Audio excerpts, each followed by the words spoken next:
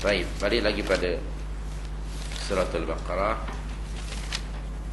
ayat yang ke 162 tadi. Walahum yanzarun, dan mereka tidak diberi tangguh dalam azab itu.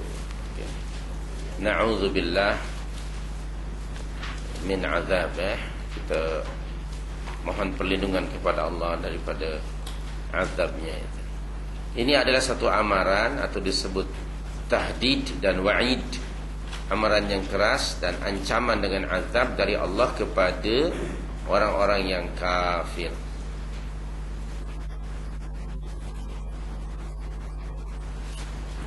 Nah, sekali lagi saya ingin menyebut, tentu saja ancaman ini setelah dijelaskan oleh para rasul dan oleh Nabi Muhammad SAW, terutama di sini, tentang konsep al-haq dan kebatilan akidah mereka. Diterangkan, dijelaskan pada peringkat awal. Lalu yang keduanya, galakkan mereka supaya bertaubat kepada Allah dan memperbaiki diri. Yang ketiganya, selepas kedua cara itu disampaikan tetap saja mereka kufur, juhud, inad, maka yang ketiganya beri amaran yang keras dengan azab ini. Artinya ini sudah final ya. Ayat yang ke-192 itu sudah tidak ada lagi tawar-menawar, sudah tak ada lagi ruang dan peluang bagi mereka untuk bertaubat kepada Allah. Betapa dari ayat ini kita dapat memahami Allah selalu mendahulukan rahmatnya daripada kemurkaannya. Inna rahmati wasi'at kulla syai'in, kama qala ta'ala. Sesungguhnya rahmatku itu meliputi segala sesuatu. Dan Allah itu Arhamur Rahimin. Sekalipun Allah itu punya sifat Al-Muntaqim, Al-Qahhar, Al-Jabbar, tapi Allah memulakan dalam Al-Quran memperkenalkan dirinya dengan sifat Ar-Rahman dan Ar-Rahim. Bismillahirrahmanirrahim, untuk mengajak manusia supaya mereka kembali ke jalan yang benar dan tidak putus asa dari rahmat Allah, sekalipun mereka sebelum ini selalu mengingkari kebenaran. Demikian Allah itu maha subhanallah kasih dan sayang kepada hamba-hambanya. Kalau semua tawaran ini sudah disampaikan dan mereka tetap saja dalam kekufuran, bukankah wajar mereka kemudian mendapatkan azab dari Allah? Yes, tentu saja.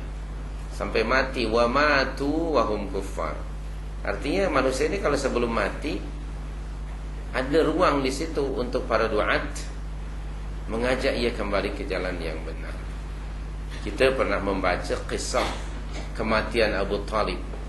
Bagaimana Rasul sallallahu alaihi wasallam mendatangi Abu Talib pada akhir kehidupannya, ketika nyawanya berbaki mungkin tak berapa lagi. Nabi tetap mengajak bapa saudaranya untuk mentauhidkan Allah Subhanahu wa taala. Demikian seorang Yahudi yang pernah menjadi pembantu kepada Rasul ketika dia menjelang kematiannya, Nabi mengajak dia untuk memeluk Islam.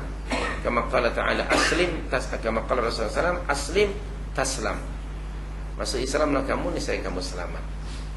Jadi di sini menunjukkan bahawa dakwah Islamiyah itu tidak terhenti. Mengajak orang kafir kepada Islam tidak terhenti pada waktu tertentu sahaja.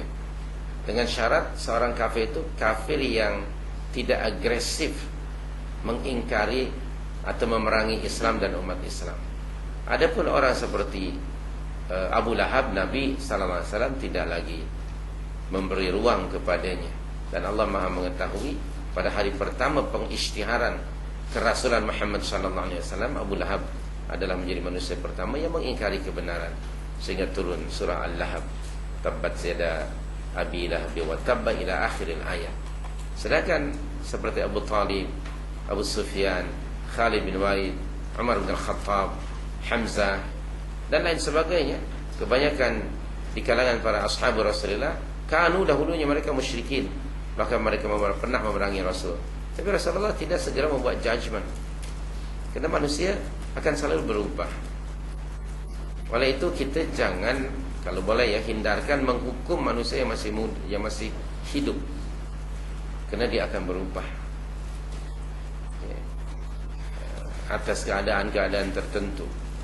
Kita juga pernah melihat orang yang dahulunya jahat, segala kaki ada pada dia. Kaki apa yang tak ada pada dia?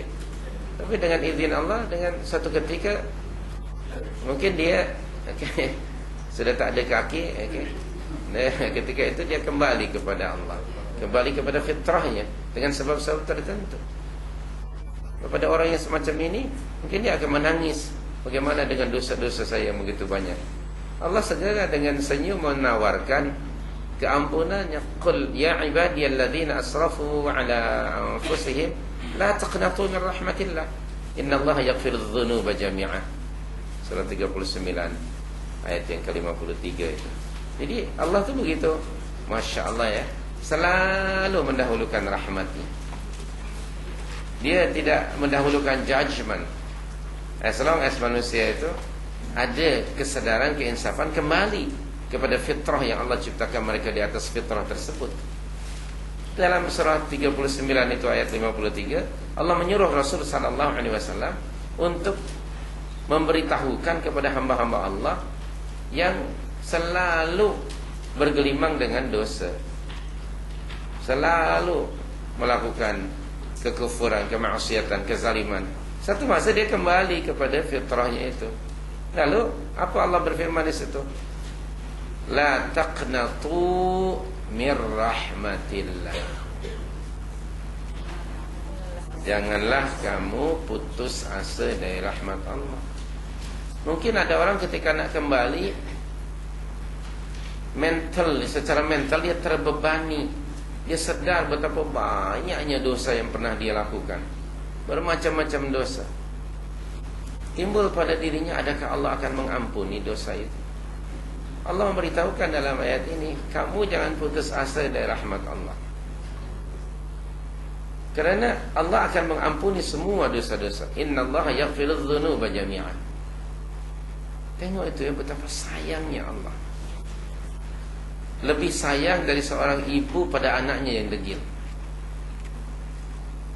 Kalau kita buat ilustrasi sebagai ibu, anda sebagai ibu, kaum wanita punya anak yang degilnya 3 suku mati.